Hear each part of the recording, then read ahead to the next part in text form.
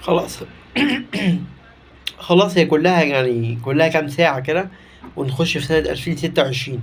لكن رسالتي الأهم من الناس كلها في الموضوع ده، موضوع انتظار السنة الجديدة وانتهاء السنة القديمة والكلام ده، وإن بداية السنة هي بداية الخطط وبداية الإنجازات، وهنعمل كذا في سنة كذا، في السنة الجديدة هنعمل كذا وهنسوي كذا.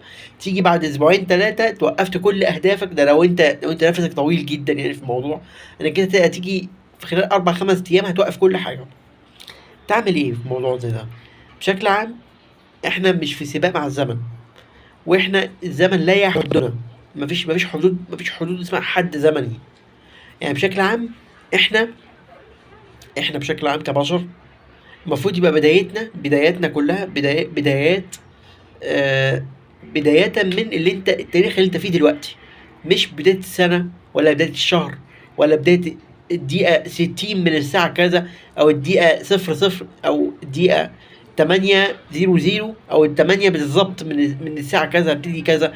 المثاليات دي مش حلوة، إنك أنت تبتدي وقتك بالظبط في بداية الساعة أو بداية اليوم أو بداية السنة.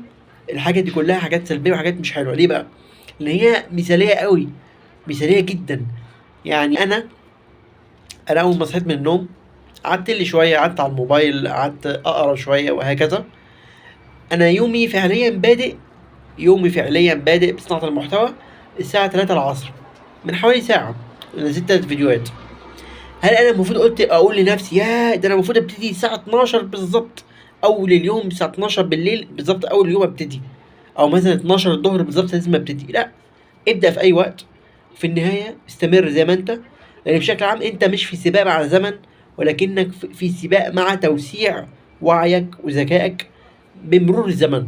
يعني أنت بمرور الزمن، أنت مش بتسابق الزمن ولا بتتخطى حاجز الزمن، ولا أنت بتنجز بسرعة قبل ما الزمن يخلص منك. لأ، مبدئيا كده إحنا كلنا مش في سباق. إحنا في كل واحد يخوض رحلته الخاصة بدون سباق، من غير ما يبص لغيره.